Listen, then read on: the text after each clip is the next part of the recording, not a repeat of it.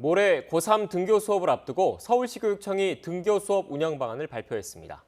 고등학교 3학년은 매일 등교를 원칙으로 하고 고1과 고2는 학년별 또는 학급별 격주 운영을 권장했습니다. 중학교와 초등학교는 원격 수업과 등교 수업을 병행하되 주 1회 이상 등교를 해야 합니다. 취재기자 연결합니다. 김종균 기자. 네, 사회부입니다. 네, 먼저 모레부터 고3 학생들은 등교 수업을 시작하게 되는데 매일 등교가 원칙이라고 하죠? 네, 그렇습니다. 서울시 교육청은 등교 수업의 기본 방향을 제시했습니다. 우선 고3은 매일 등교를 원칙으로 합니다. 고3은 대학 입시와 취업을 앞두고 있어서 학교에서 지도가 필요하다는 점을 고려해 매일 학교에 가도록 했습니다. 고1, 2학년은 학급별 또는 학년별로 격주 운영을 합니다. 중학교와 초등학교는 원격 수업과 등교 수업을 병행합니다. 다만 수행평가 등을 위해 최소 주 1회 등교 수업을 합니다. 주기는 학교에서 자율적으로 결정합니다.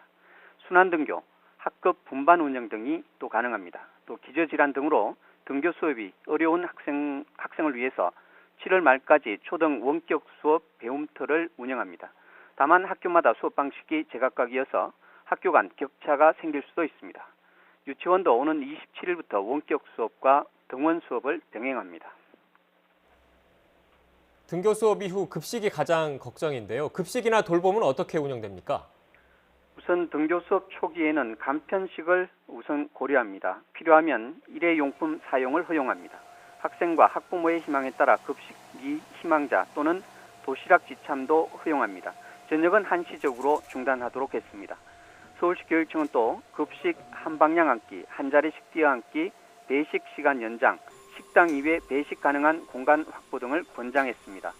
급식 종사자는 매일 2차례 발열 체크와 호흡기 증상을 확인합니다. 등교 수업 이후 유치원과 초등학교의 돌봄 교실은 학기 중 일상 돌봄으로 전환합니다. 다만 학생 안전과 방역은 기존 긴급 돌봄 운영 원칙을 유지합니다.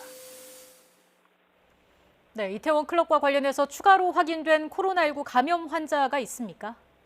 네, 오늘 낮 12시 기준으로 이태원 클럽 관련 확진자가 2명 추가 확인됐습니다. 클럽 관련 확진자는 총 170명이 됐습니다.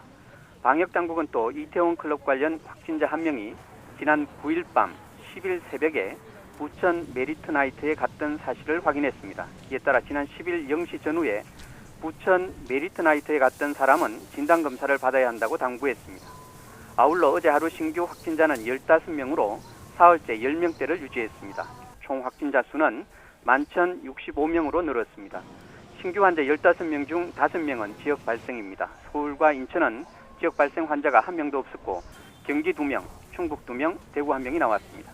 나머지 10명은 해외 유입 사례인데 검역 과정에서 7명이 확진 판정을 받았고 서울, 경기, 충북에서 각각 1명씩 나왔습니다.